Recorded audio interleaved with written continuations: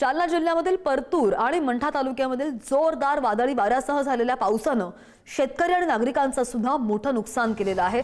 अचानक आलेल्या वादळी पावसामुळे अनेक ठिकाणी पिकांचं अतोनात नुकसान झालेलं असून शेतकऱ्यांमध्ये चिंतेचं वातावरण आहे। परतूर तालुक्यामधील मापेगाव इथं चक्रीवादळासारखी परिस्थिती निर्माण झालेली होती।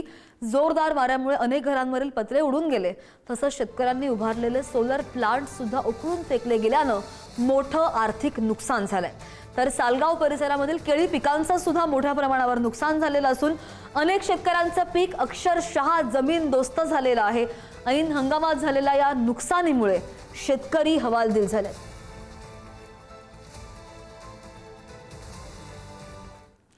आणि जालना जिल्ह्यामध्ये मान्सून पूर्व पावसानं हजेरी लावली आहे। जिल्ह्यामधील भोकरदन आणि जाफराबाद तालुक्यातील वादळी वाऱ्यासह पावसानं जोरदार हजेरी लावली।